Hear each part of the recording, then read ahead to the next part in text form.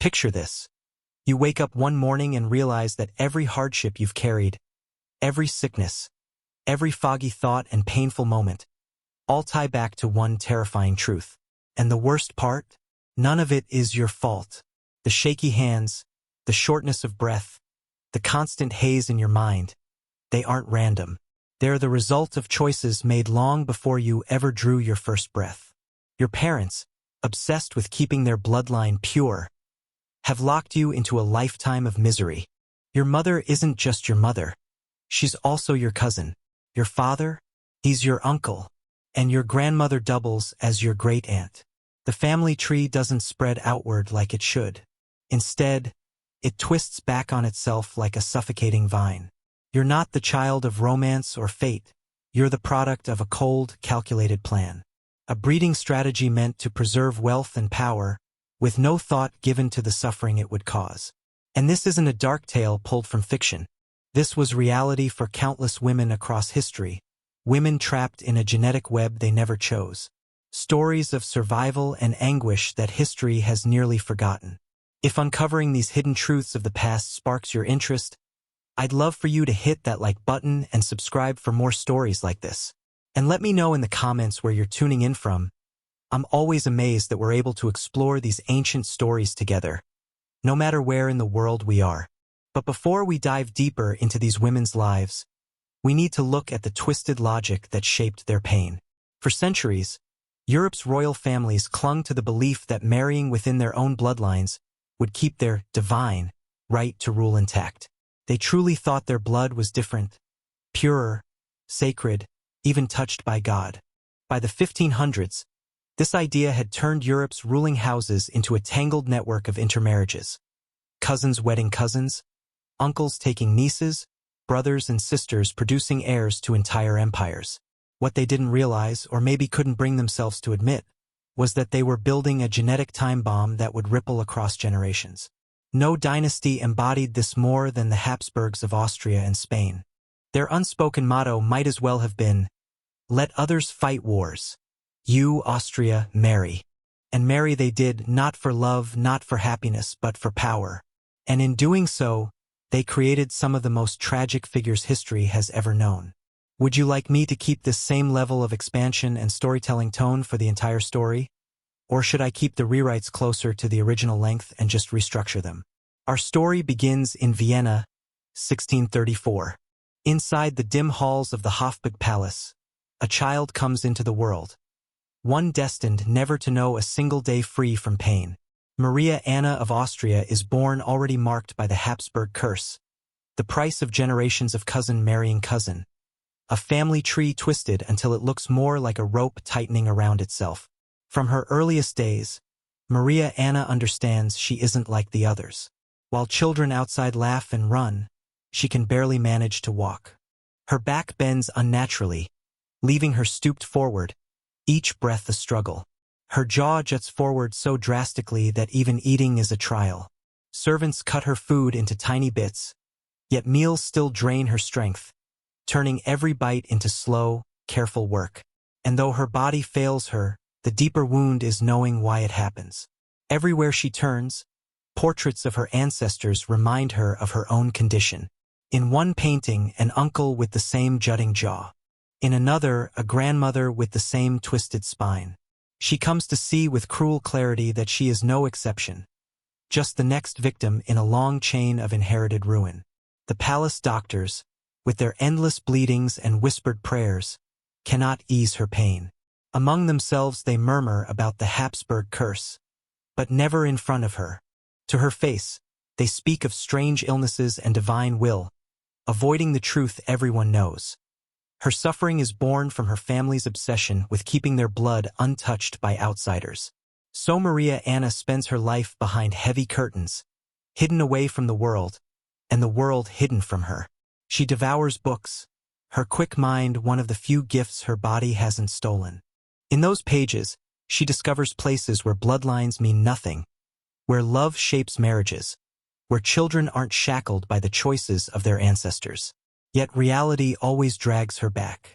Court physicians see her regularly, recording her deformities with a cool, clinical eye. They note the curve of her spine, the jut of her jaw, the weakness in her limbs. She becomes less a person than a case report, a living reminder of what happens when heredity goes wrong. The loneliness is perhaps sharper than the pain. Potential suitors, each of them also a cousin, pull back when they see her. Marriage talks begin and end quickly once her condition is known. She stays unmarried, not by choice but by circumstance. Even in a world where cousin marriage is ordinary, her deformities are too severe to ignore. Maria Anna dies young, at 32, her body at last giving way under the weight of genetic damage. Her death record lists several ailments, but the real cause is left unwritten.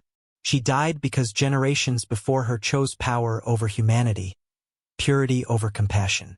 From Austria, our story moves to Spain, to perhaps the most tragic figure in this dark tapestry, Joanna of Castile, remembered as Juana la Loca, Joanna the Mad, born in 1479 to Isabella and Ferdinand, the Catholic monarchs who expelled Jews and Muslims and funded Columbus's voyages. Joanna seemed destined for greatness. Instead, she became a warning about the price of keeping bloodlines pure. Her madness did not show in childhood. She was intelligent, educated, fluent in several languages. But the seeds of her ruin were already in her genes. Her parents were cousins, part of the same interwoven circle of European royalty marrying within itself for generations. The first signs appeared after her marriage to Philip the Handsome of Burgundy. The union, arranged for politics, became a psychological battleground. Philip was unfaithful, cold, manipulative. Her passing was scarcely acknowledged.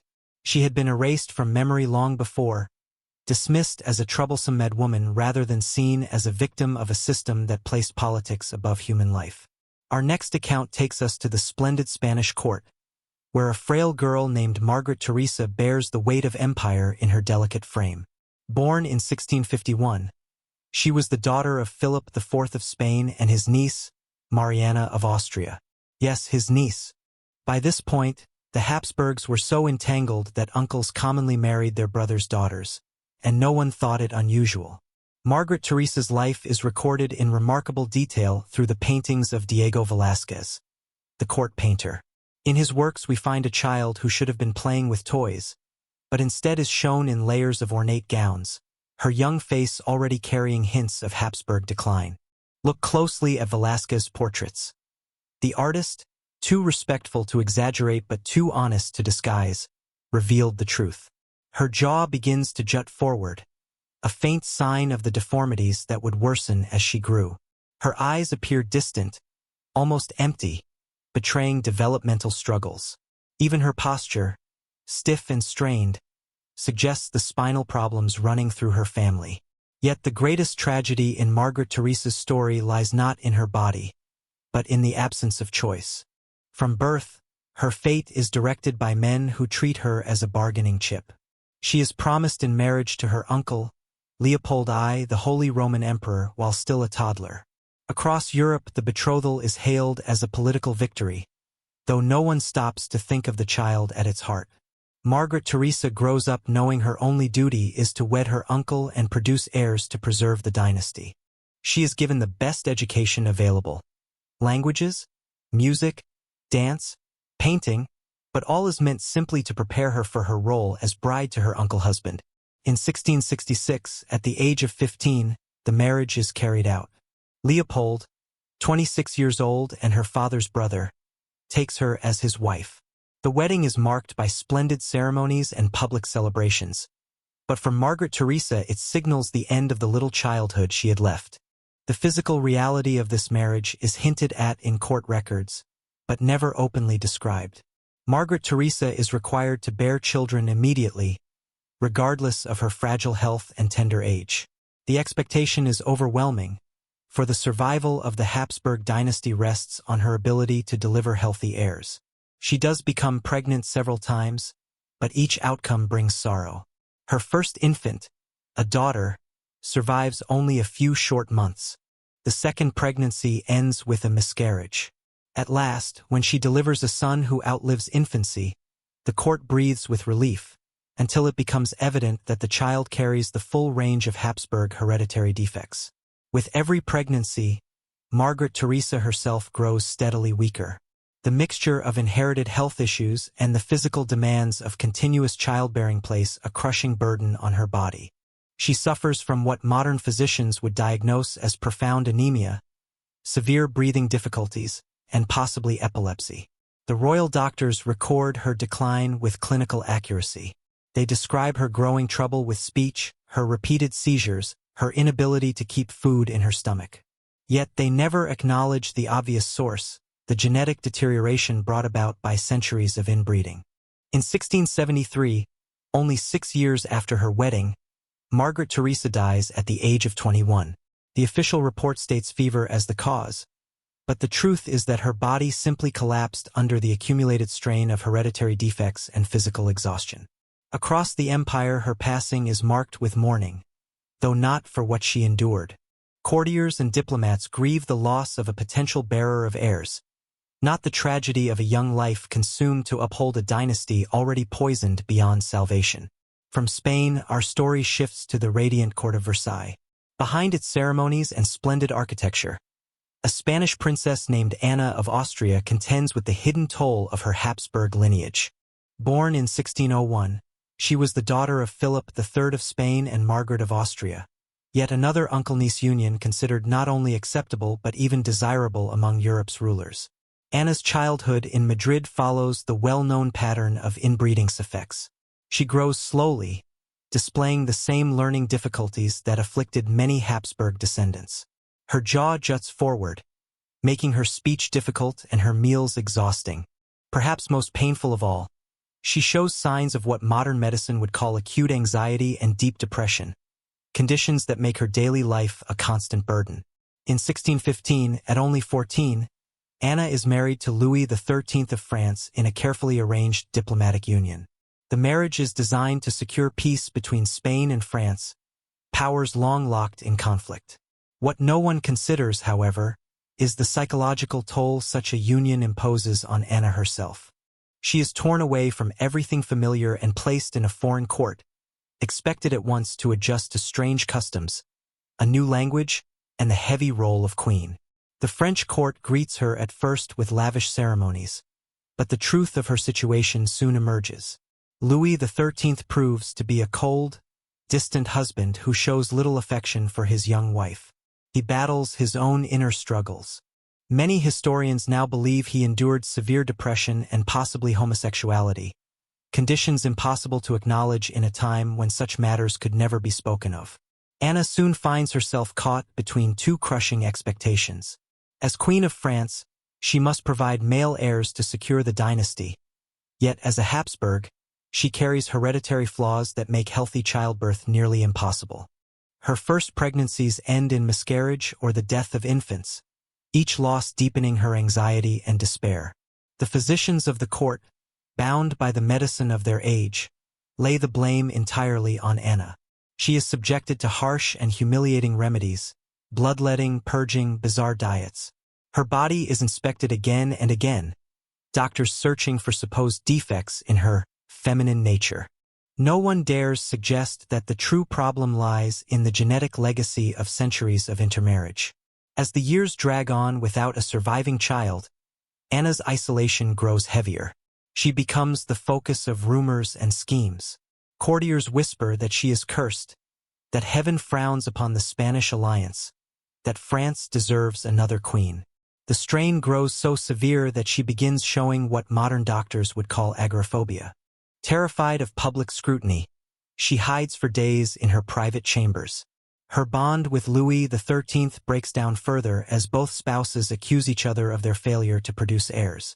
They drift into separate lives, meeting only when appearances demand it. Anna seeks comfort in faith, spending long hours at prayer and developing an almost obsessive devotion to Catholic rituals. And then, when hope seems lost, a miracle arrives. After 23 years of marriage, Anna finally gives birth to a healthy son, the child who will become Louis XIV, the Sun King. France celebrates the birth as a sign of God's blessing. But for Anna, it is both victory and renewed fear. She knows her worth is measured only by her ability to bear heirs, and now she must repeat the achievement. 2 years later, she delivers a second son, Philippe, securing the dynasty and at last easing the relentless pressure. Yet the years of sorrow leave scars that no triumph can erase. Anna remains a woman haunted by anxiety and depression, finding little peace even in the success of motherhood. In her later years, Anna suffers from worsening ailments, stomach troubles, breathing difficulties, and what her physicians describe as bouts of melancholy that keep her in bed for days at a stretch.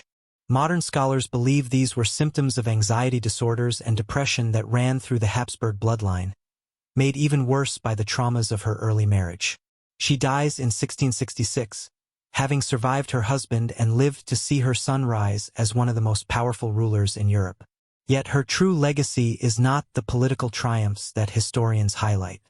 It is the human cost of a dynasty that treated women as little more than breeding stock, while ignoring the hereditary damage caused by generations of arranged unions.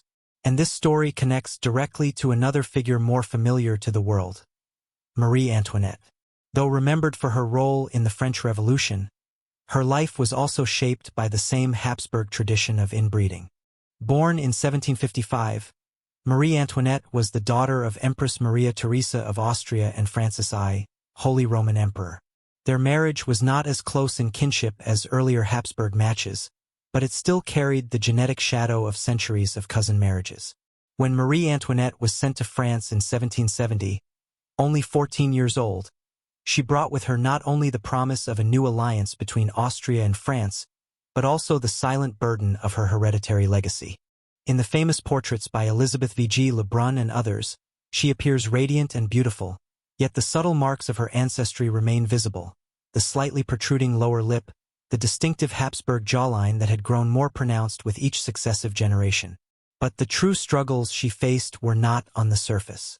Like many Habsburg descendants, she endured what doctors of her time described as feminine difficulties: severe menstrual disorders, repeated miscarriages, and what modern medicine would identify as hormonal imbalance, likely linked to her family's genetic background.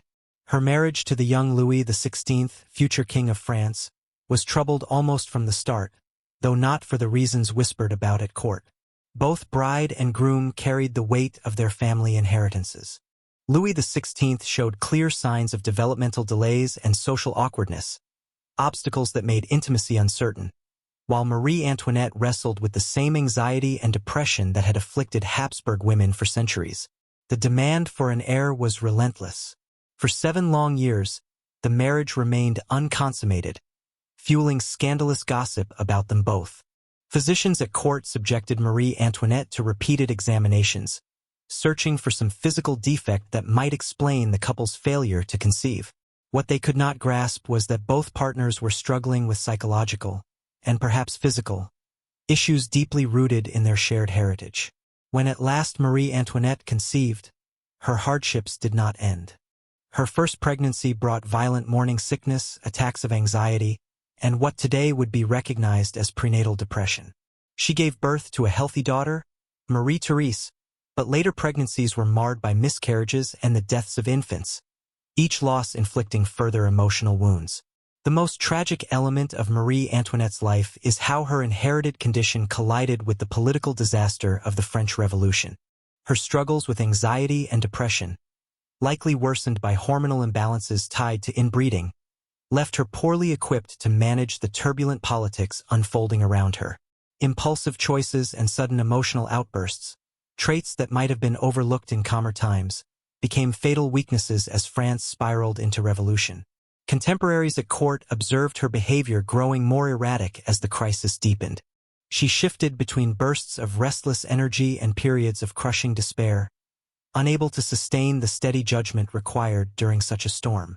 Historians today argue whether these swings were driven only by circumstance, or whether they reflected psychiatric patterns often seen in Habsburg descendants. The notorious phrase, "let them eat cake," which she almost certainly never uttered, shows how her critics weaponized what may have been signs of genetic mental illness to brand her as indifferent and detached.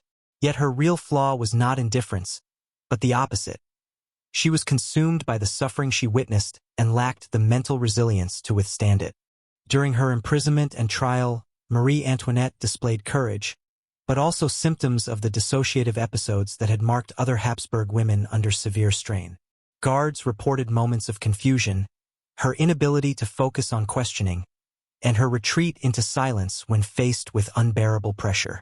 Her execution in 1793 closed not only her life but also a hereditary line that had shaped Europe for centuries. In her final hours, she is said to have shown dignity, her finest quality, yet also the weary resignation of someone who never truly grasped why her existence had been so fraught. To understand the full depth of the Habsburg genetic disaster, we must look beyond individuals to the entire generations lost to inbreeding. The Spanish infantas of the late 17th and early 18th centuries stand as perhaps the clearest demonstration of this hereditary ruin. These daughters and granddaughters of Charles II of Spain embodied the peak of dynastic collapse. Charles II himself, so heavily inbred that his genetic coefficient exceeded that of children born to brother and sister, was impotent, epileptic, and likely intellectually impaired, the final result of 16 generations of Habsburg unions. Yet his sisters and female cousins, the Infantas, suffered even more, for they were expected to wed and continue the line. Their lives read like clinical records illustrating the consequences of genetic isolation. Maria Margarita, born in 1651, displayed profound developmental delays from childhood. Court notes describe a girl who did not speak intelligibly until the age of 7, who struggled to walk, and who showed traits that modern doctors would identify as autism spectrum disorder. And yet, despite her condition, Maria Margarita was still seen as suitable for marriage because of her royal bloodline. Her sister, Maria Theresa, displayed a different set of equally tragic afflictions. She endured what the court doctors called the falling sickness, almost certainly epilepsy, and struggled with such serious respiratory troubles that she could hardly manage a flight of stairs. Her jaw was so malformed she survived only on liquids, and her spine bent so severely that she required constant support just to remain seated. The sisters, along with many other royal children, grew up within the Alcazar of Madrid, a palace that increasingly resembled a hospital more than a home for kings. Physicians, surgeons, and confessors surrounded them daily, attending to young princes and princesses afflicted with varied forms of the same genetic ruin. Surviving records from this era resemble a medical manual. Pages describing epilepsy, developmental disorders, physical malformations, immune weaknesses, and psychiatric illness, all born of relentless inbreeding. Still, in the midst of suffering, the expectation remained that these women would carry out their duty, to marry and produce heirs. Negotiations for their futures continued, despite the fact that they were clearly unfit for safe childbearing. Reports on their health were exchanged between European courts, not from compassion, but to measure their worth as instruments of dynastic survival. Maria Margarita was eventually wed to her cousin, Leopold I, Holy Roman Emperor, the same ruler who had earlier married Margaret Theresa. From the outset, the union was doomed. Her developmental impairments left her unable to comprehend her role, while her physical deformities made consummation nearly impossible. The psychological torment of such expectations is hard to overstate. These women were raised with the knowledge that their value rested only in their ability to have children, though their very lineage made it almost impossible to bear them. Pregnancy was not a blessing but a sentence. Every conception carried the risk of killing the mother while producing offspring even more afflicted than themselves. Royal archives from this period reveal the personal toll in painful clarity. Letters between noble women speak of repeated miscarriages, infants dying within days, and the relentless terror of each new pregnancy. They describe children so malformed they never left the womb alive, or babies who survived only weeks before succumbing to inherited disease. The emotional consequences were devastating. Many of these women developed what modern psychiatry would label as acute anxiety, severe depression, and post-traumatic stress. They withdrew into seclusion, avoiding public life, consumed by shame over their appearance, and by the crushing sense of failure as wives and mothers. Perhaps most heartbreaking of all, many of these women held themselves responsible for failing to produce healthy heirs. Without the benefit of genetic science, which would not exist for centuries, they saw their struggles as either personal weakness or punishment from God. This sense of guilt piled even more anguish onto lives already burdened by constant illness and emotional torment. To truly grasp their stories, we must turn to the genetic principles that explain their suffering. When close relatives reproduce, their offspring face a higher risk of inheriting two defective recessive genes. In a population with greater diversity, such harmful genes are usually masked by healthy versions from unrelated parents. But with cousins intermarrying for centuries, as the Habsburgs did, these damaging traits accumulated. Each new generation became more likely to display disorders that would otherwise remain hidden.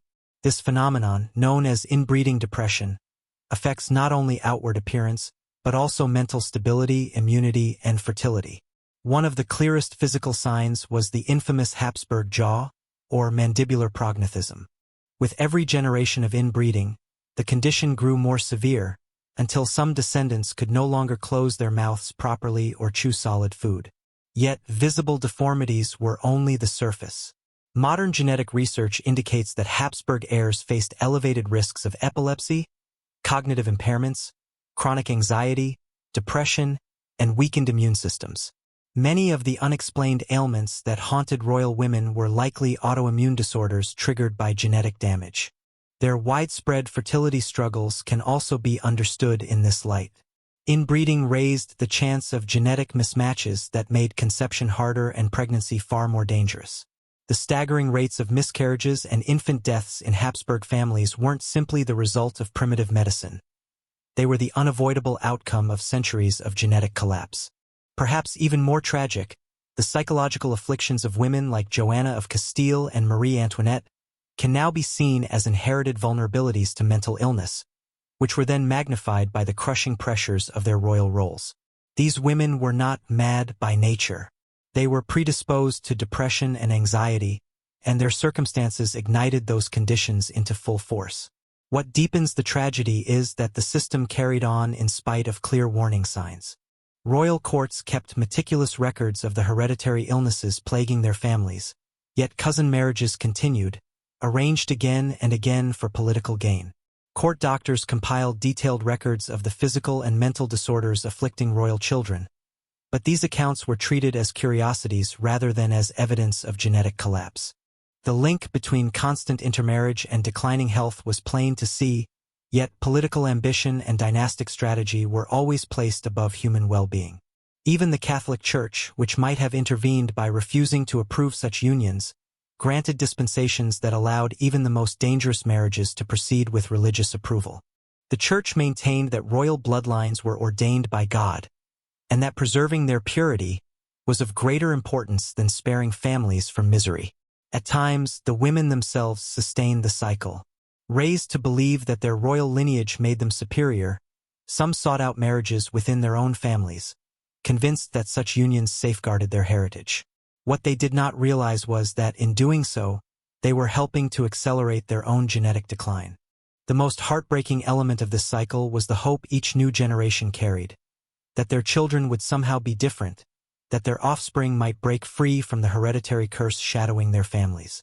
And so they endured endless pregnancies, repeated miscarriages, and countless infant deaths, clinging desperately to the dream of a healthy heir. The Habsburg experiment in bloodline purity reached its inevitable conclusion with Charles II of Spain. His death in 1700, childless, set off the War of Spanish Succession. Charles was so profoundly damaged by inbreeding that he was impotent and likely intellectually impaired, the final tragic product of centuries of marriages between close kin. His death did not simply end the Spanish Habsburg line. It marked the beginning of a reluctant realization that dynastic inbreeding could not continue unchecked. Although cousin marriages did not vanish from European courts, they became less frequent and less close, as rulers slowly came to accept the dangers such unions carried. The women whose lives we have traced were not guilty of weakness or punished by heaven. They were casualties of a system that valued dynastic convenience above human welfare, bloodline purity above genetic health. Their legacy is more than the historical record of their suffering. It is also the scientific knowledge that grew from examining their fate. Much of modern genetics owes its insights to the tragic Habsburg experiment in hereditary collapse. Their pain helped teach us how genes function and why genetic diversity is vital for human survival. And while dynastic inbreeding on this scale has faded into history, The same forces that once created such tragedies, ambition, pride, and political calculation, remain with us still.